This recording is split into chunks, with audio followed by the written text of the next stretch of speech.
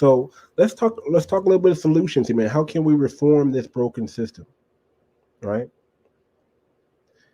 How can we reform this broken system? What can we do? First thing you can do is, man, if you can't afford private school, homeschool your kids. That's the first thing. That's what I would do. See, students need a more personalized learning. They need more this new age. I don't want to use that word new age. This new what can I say?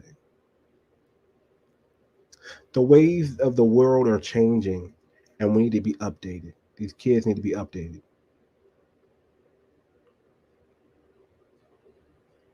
I think we should be focusing on the passion and kids' strengths. That's how we should curtail our education towards their passion and what they're already good at. And we should build from there. Emphasize more on character building and real world skills instead of just test prep. Why are we see there's the real world and then there's the test world, right? And here's what we learn, that what applies in the test world doesn't necessarily apply in the real world.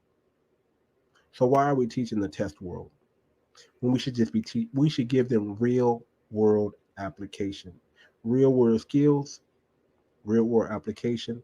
Let's not do the whole Amerigo's Vespucci and Christopher Columbus thing. We can just tell them the truth. Let's not do the whole Santa Claus thing and Easter Bunny thing when we can just tell them the truth, because that's the real world. Why do we want to raise our kids in a fantasy and then force reality on them? Let me say that again.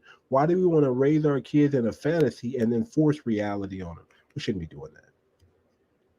We need to modernize curriculums to match the times, man. We got to leave outdated teaching methods behind. We got to bridge the digital divide across zip codes. We can't have this zip code gets this kind of schools and this. No, we gotta synchronize schools across. It should be up to par with the private schools. Access to tech, internet varies usually. We need to change that. Paid teachers professional wages, yes. And get the teachers out that are just there for the money.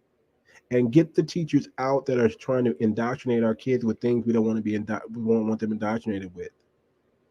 That's what we need to do. Until they do that, you better homeschool your kids or put them in private school. And preferably a school that has your values, right? Got to give these teachers flexibility and autonomy again, right?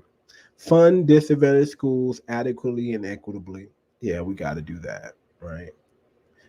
Dr. Umar Johnson School that's built, that's not built, that is built, that's just we don't know. When are you starting this academy, sir? That's going to make all these excellent black men, because we need it, right? Then hold all schools to similar standards. Yeah, we got to synchronize them. Limit standardized testing and let teachers innovate.